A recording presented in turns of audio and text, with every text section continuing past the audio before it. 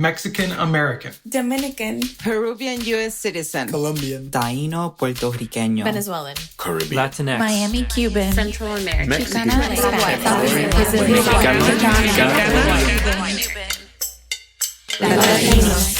Welcome to the Pulso Podcast. I'm Liz, founder of Pulso.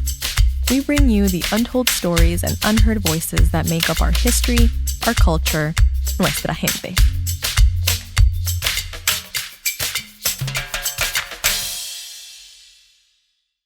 Hey everyone, Liz here. Welcome to our latest episode. We're super excited to be back, and we're also excited to welcome Charlie, a producer here at Pulso, to the show. Hello, Liz.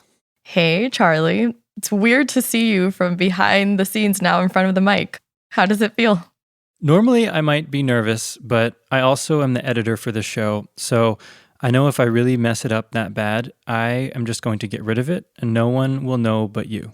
This is true. All of that is what happens behind the scenes, you all. On that same note, we want to give you all some insight into this episode. Charlie, do you want to tell everybody the backstory? Yeah. So this was one of the first stories that we ever worked on together, just after we started the show. And it was supposed to be about the story of Roy Benavidez, a Latino soldier who earned the Medal of Honor in Vietnam, and how since the Black Lives Matter protests of last summer, there have been calls to change the name of Texas's Fort Hood to Fort Benavidez. And we were almost finished with the episode, and then something happened. Yeah, something really terrible happened. A young Mexican-American woman named Vanessa Guillén, she was a soldier at Fort Hood, actually assaulted by her superior and then murdered by a fellow soldier. This news was obviously devastating, and it reminded us of the horrors that happen within the U.S. military and that actually very few cases like Vanessa's end up making the news. Given the tragedy and the ongoing investigations to get to the bottom of the murder, we decided to pause on producing the episode as we processed and listened to Vanessa's family, as well as hearing from many other Latinos who were sharing their experiences with assault and abuse in the military. A year later, we still want to tell the story of Roy Benavidez, but we're approaching this episode with a wider lens to make room for the complicated relationship nuestra gente has with the armed forces. My name is Carlos de la Cruz. I was an intelligence officer with the Defense Intelligence Agency. And prior to that, I had 7 awesome years as a sergeant in the United States Army as a human intelligence collector. To help wrap our heads around all of this, I decided to talk to one of my best friends from high school who was part of the military. We've stayed close these last 15 years, except for the chapter of his life when he was enlisted. It's part of his career that I'm not too familiar with because I didn't really want to know, and he really couldn't share much either. So this is a conversation I'm really curious to have. Here's something I don't know about you. Did you have any nicknames in the Army? DLC. That's it? Because De La Cruz was too hard for white people. There you go. There you go. That's what I was looking for. No, and I make fun of it that way just because he was a white NCO who said that. Dude from Texas. he's been blown up a couple too many times, too many concussions. But he's a great guy. I remember your stories, dude, where you would share with me in your immediate circle of people and your peers, you're the only one. And I remember you saying, when people thought you were African American, yes, that identity piece, I'm super curious to hear more about how you navigated being a minority within a minority within a minority, given your role. 100%. And I'll start off by saying that the beauty of the Army, the part that I enjoyed the most about the Army is the amount of diversity that's within the Army and the fact that no one cares. Really, no one really cares about the color of your skin. It's about the mission. But on several occasions, I had to defend my Hispanicness. What were some of the things that you had to explain about your Hispanic identity when you were in the Army? That the Dominican Republic is not a province in Mexico. That not all Latinos are the same, right? Not all of us speak the same dialect, if you will, of Spanish. That we are all different and we have our own cultural differences. Did you ever feel discriminated against because you were Latino? Not obviously. Not it wasn't in the forefront. There is, But you It's could con- feel some of sort course, of tension there that you were not the same. There's systemic racism within the system of the Army. And it's not because there is someone consciously pulling the strings to make it racist for this particular sect of people or this unit of people. It's not like that. It's just certain kind of people historically have been promoted at certain rates than others. For Yeah. instance, within the officer ranks, everyone kind of knows you're not going to make it to a 4-star general if you didn't go to West Point. Sure, And there are there's very just- few Latinos at West Point, Of and there are course. very few people of color who go to West Point. and there are very women, Yep. very limited numbers of women who go to West Point.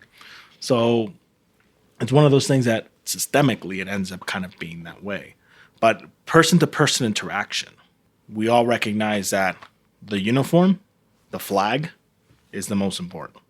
And at the end of the day, when the bullets are flying by and hurting your brother, and no matter what color it is, sister of yours, no matter what color, where she's from, you go and you do whatever you can to save that person. I want to be as inspired and as optimistic about the Army as you're being with these anecdotes that you're sharing, but Sure. I can't help but remember that Vanessa Guillén is no longer here with us because of the tragic murder after the sexual harassment that was then found that she experienced and many other women are experiencing within the Army. And so, again, as someone on the outside, it's really hard to forget about how Latinos are being treated within the system. 16% of active duty members who are Latino report not only sexual harassment, but discrimination at really high rates. Only 8% of those who are Latino reach officer ranks, which is what you were just sharing with us, right? And this past year, we've heard story after story after story of women, especially Latinas, coming out in support of Vanessa Guillén's family because we are not hearing enough about that ugly side of the Army. And The first thing I'll say is I am Vanessa Guillén, 100%. I think I became witting of what's going on around the May timeframe, a couple of days after she disappears, when the family starts going on Twitter. And my first thought was I wasn't surprised. why? I remember we were home on a Friday night, and I was throwing a get-together for my buddies, and a sister unit lost a pair of night vision goggles at one of the ranges on Fort Lewis. And everyone in the battalion, about 1,500 soldiers, was called into work at 9:30 at night.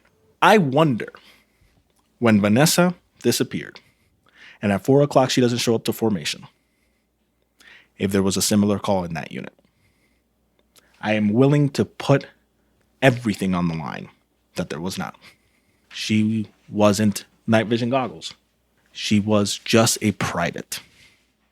And there were so many women who said that they did speak up, Carlos, in their moment, and that Absolutely. they weren't paid attention to. And that due diligence that you're talking about is the bottom of the funnel, I would say. Is there a barrier at the top of that funnel at that first reporting of an incident? Do you think that people in the Army feel comfortable speaking up when there's an issue?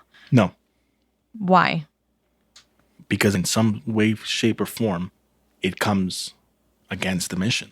I know that Sergeant so-and-so is the best person at this particular task, but he's doing things he's not supposed to. Let me not say anything because we need him. What is this going to do for my own personal record and my own personal career advancement? But there's still a human factor, right? One of the best lessons and more beautiful thing that I find about the Army is the camaraderie between soldiers and the fact that you should be a good battle buddy. That's what we call each other, battle buddies. It's my responsibility to care for my buddy. Who was caring for Vanessa? Who was her buddy? The system wasn't. The chain of command wasn't. Due diligence wasn't. So who was her buddy? No one. What do you think has to change so that people like Vanessa are protected and are given the same camaraderie and respect like you felt that night? When you're hearing rumors and you have suspicions that things are wrong, taking the time to get to the bottom of it. And if it's nothing, it's nothing. That's fine. It was worth it. And if your unit is a terrible work environment where people don't feel safe enough to come to you as a commander, then you have a problem and you will fail. There is no true justice for Vanessa Guillén. Justice would mean that she'd be alive today. There has, however, been progress on bipartisan legislation in her honor. The I Am Vanessa Guillén Act is a bill in the House of Representatives that would reform the Army's sexual assault and sexual harassment prevention plans and require independent professionals to conduct harassment investigations. The Vanessa Guillén Military Justice Improvement and Increasing Prevention Act is up for consideration in the Senate. It would change how a service member is prosecuted under the military justice system. It aims to improve training on sexual assault response and living accommodations on bases. Vanessa's story will never be forgotten. She's already motivated us to act and prevent another soldier's life from ending like hers. We're going to switch gears here to another story we wanted to talk about. One of hope, inspiration, and someone who I know has really inspired you, Carlos, the famous Roy Benavidez. To me, he is the top. When you walk through a Special Forces battalion and you walk in through the front door, chances are you're going to see his picture somewhere in the hallway. When I decided to go special operations, he was a very beautiful thing to find because I saw one of me doing that. And it was something that empowered me to believe I can do it too. After the break, we tell the story of one of the most famous Latino war heroes.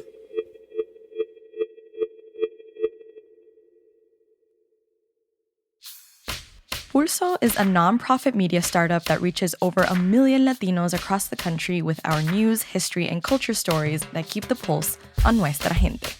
Who's nuestra gente? You are. Latinos in the US who want to learn more about our community and play a part in shaping it for the better. Aside from the stories we share, we help you take action like filling out the census, registering to vote, and heading to the polls on Election Day. You can follow us on Facebook Messenger, Instagram, TikTok, and Twitter by searching for Project Pulso.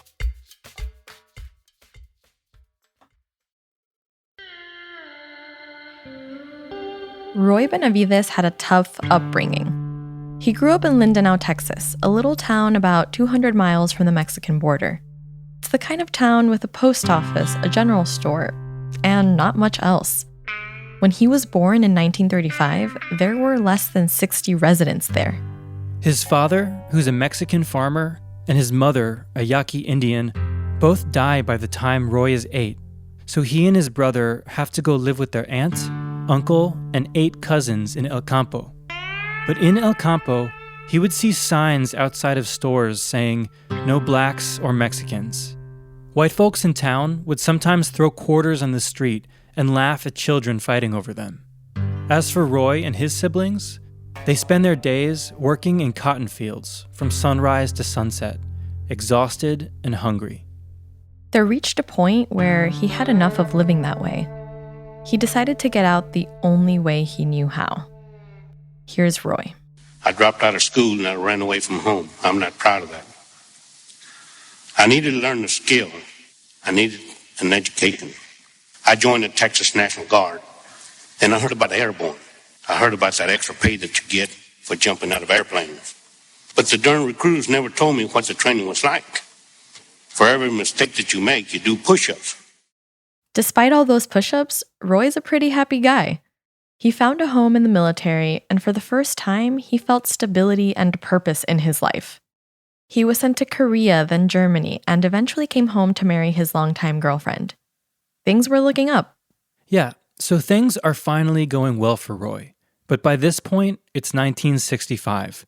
The Cold War is in full fury, and the conflict in Vietnam is boiling over.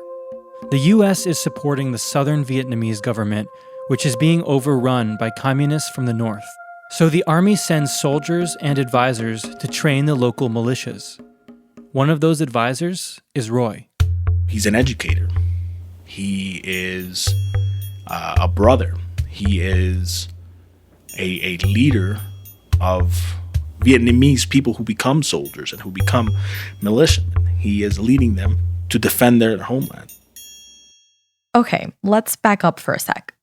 Our involvement in the Vietnam War was an utter disaster. Our military presence in that country dragged on, and tens of thousands of lives were lost because of it. We could talk for days about US imperialism. In fact, we've touched on US imperialism in Latin America in other episodes. It's wrong.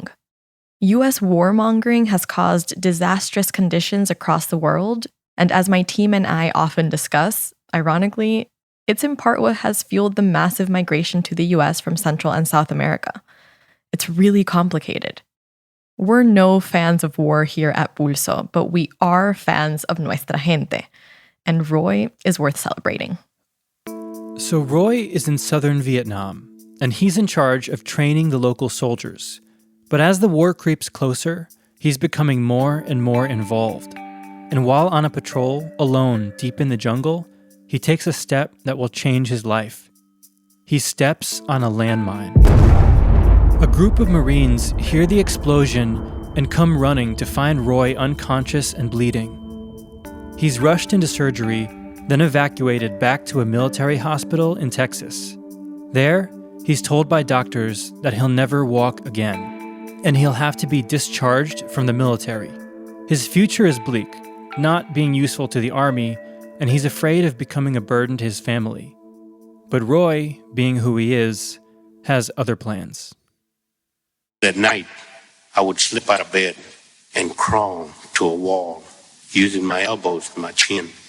My back would just be killing me. I'd be crying. But I'd set myself against a wall.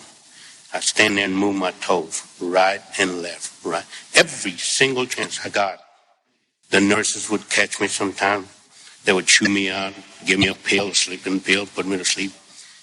9 months later, here comes my medical discharge paper.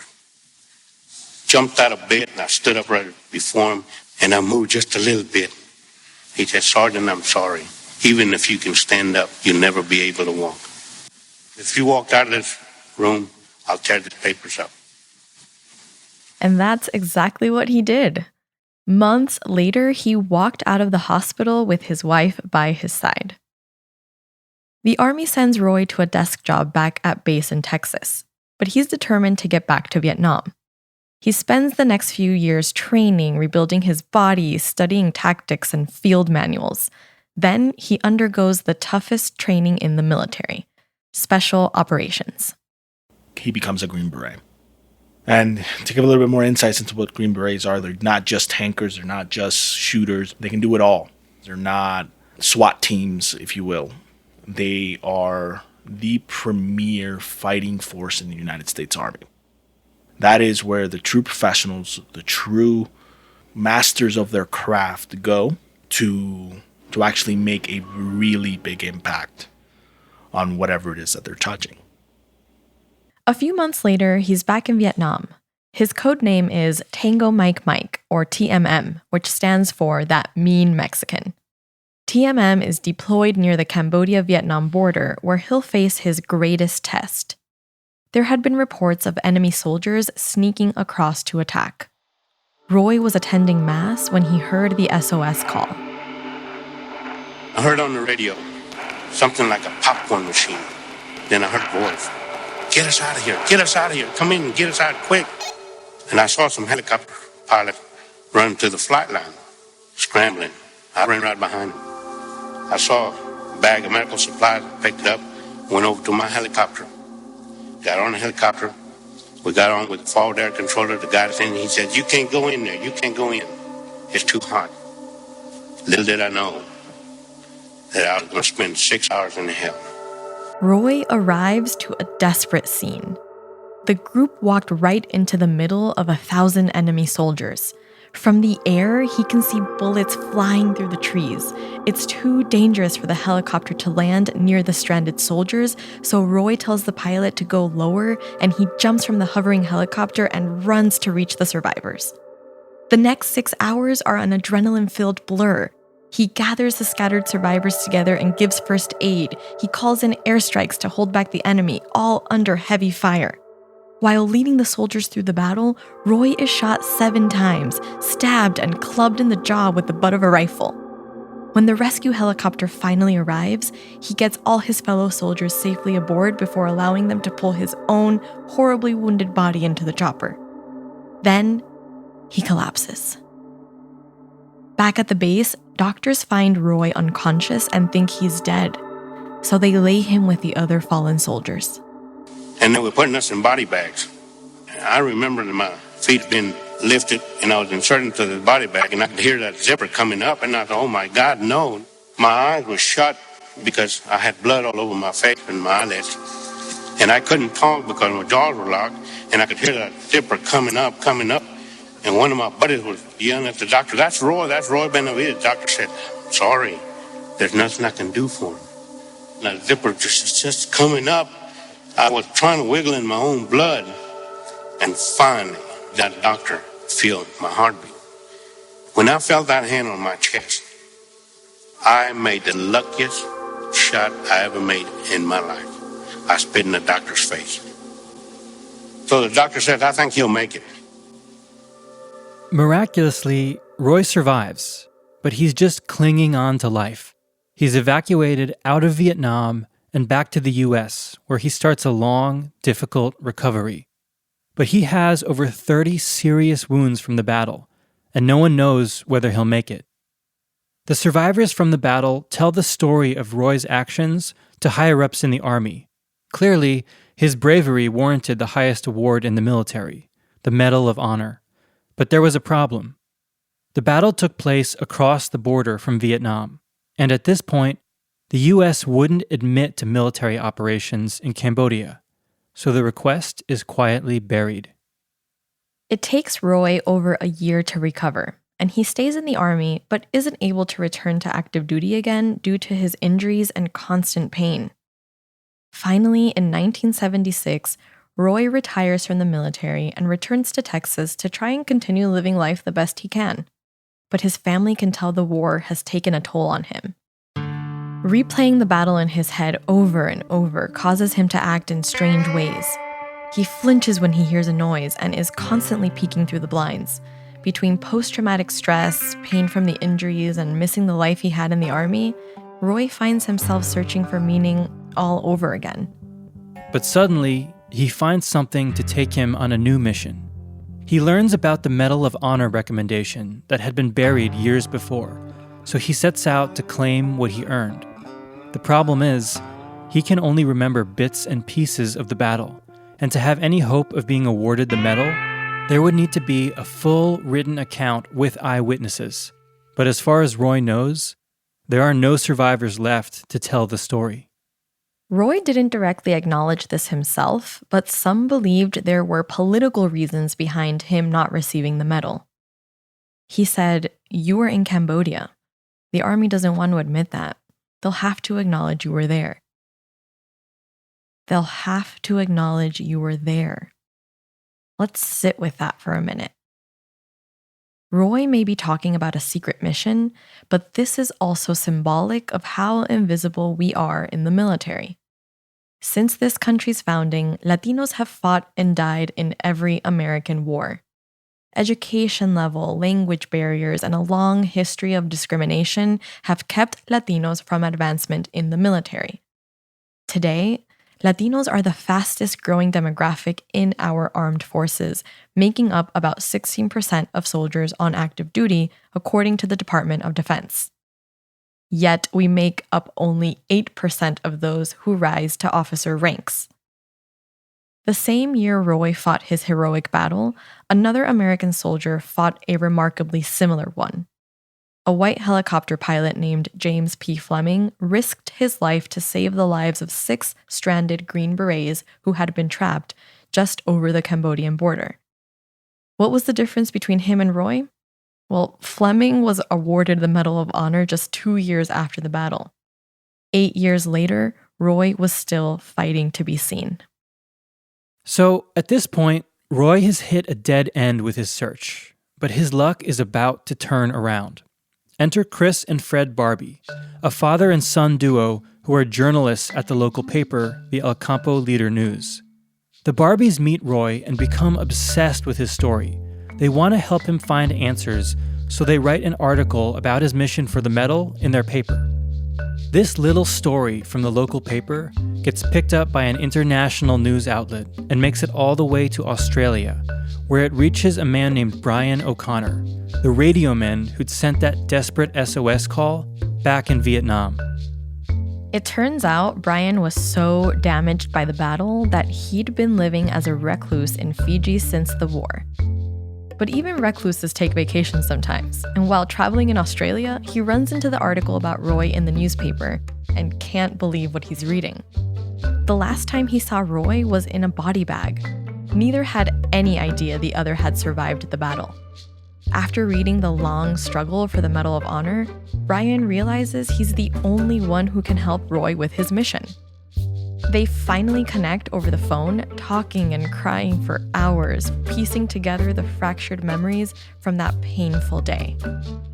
After their talk, Brian flies to Washington, D.C. to submit a 10-page report detailing the 6 hours from hell. The eyewitness account that Roy needed. Mr. President, Master Sergeant Benavidez, and distinguished guests, welcome to the Pentagon. 13 years after the battle, on February 24th, 1981, Roy Benavidez, who once picked cotton and shined shoes, stands in front of President Reagan to be awarded the highest honor in the nation. Reagan turns to the press and says, "If the story of his heroism were a movie script, you would not believe it." That day, Roy became one of only 60 Hispanic soldiers in United States history to earn the Medal of Honor. But even though he was now a national hero, some people back home in El Campo felt Roy didn't deserve the medal. This anti-Latino discrimination that existed during his childhood was still alive and strong. His brother said it best. The town doesn't like to see Mexicans rise up to their level.